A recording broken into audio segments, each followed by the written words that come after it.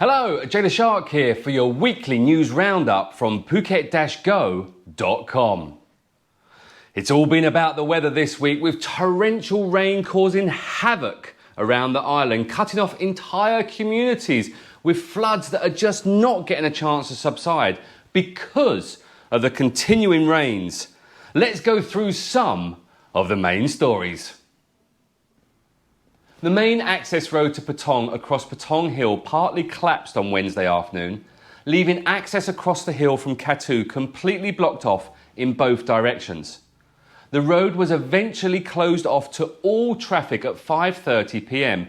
after a total collapse of one lane of the road just after the first hairpin turn heading up the hill from Katu. Luckily, no lives were lost in the road collapse.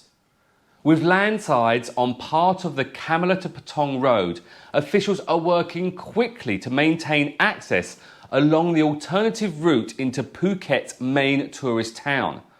With the Patong Hill Road closed indefinitely, officials say it could be many months before the major road across the hill could be reopened.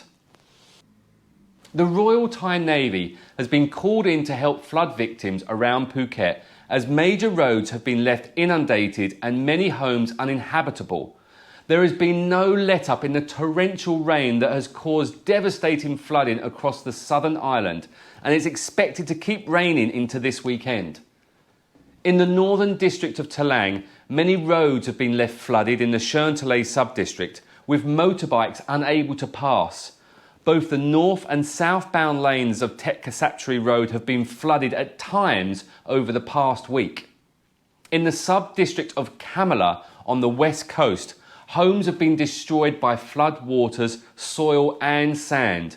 Local authorities are helping residents in the clean-up operation, but many residents have been unable to return to their homes. Meanwhile, in the sub-district of Arasada, east of Phuket town, residents have also been badly affected, with Navy officers using large water pumps 24 hours a day to drain the floodwater. A number of different aid groups are providing flood victims with food and water, in addition to medical supplies and items such as towels, bedding and clothing. A Phuket flood relief project has been organised by the Phuket Hotels Association. There's a link in the description of this video if you are able to help the many victims displaced by these record floods on the island.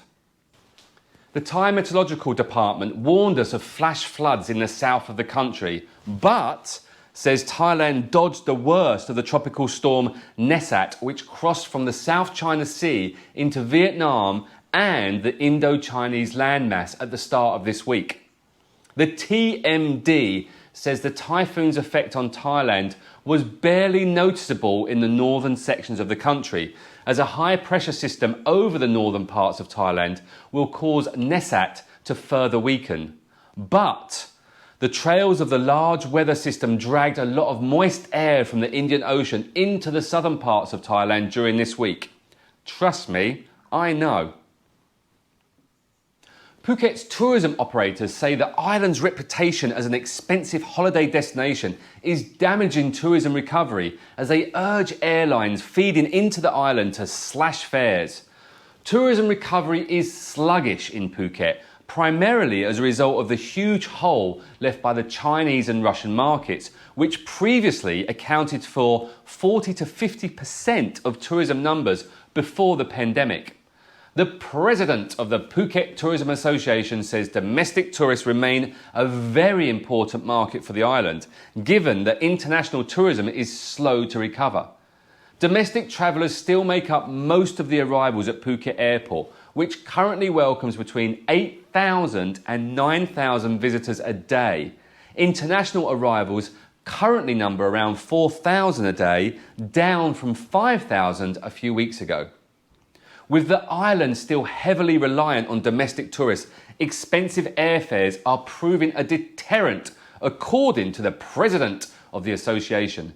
He pointed out that Thai tourists can visit neighbouring countries for the same price as it costs to fly them to Phuket, and is asking airlines to consider capping their pricing for airfares to the island at this time.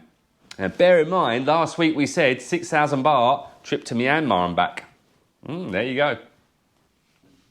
An underpass and tramway system are being planned for the district of Talang, making big changes around the roads feeding into Herons Monument. The cost of the project, which is being overseen by the Department of Highway, is expected to be around 2.4 billion baht. The underpass will be built under the Herons Monument, which sits at the intersection for Tet Kshatri and Sisathorn roads, with the famous monument of the two heroines. The new underpass is understood to have 3 lanes and is designed to keep traffic flowing around the intersection. Up to 1,600 metres of surrounding land is expected to be reappropriated for the project and is expected to cause delays for the next 3 years of build, which is all expected to start at the end of next year. The first part of the project will be moving the monument to a temporary home as engineers start to plan the major works, which will eventually include a track for the proposed light rail system and an underpass for traffic. For all the latest news about Phuket and the surrounding islands, you can go to phuket-go.com and also visit our Facebook page. Just go to Facebook and search Phuket-go. I've been Jay the Shark, and that was your weekly news update. Thanks for watching.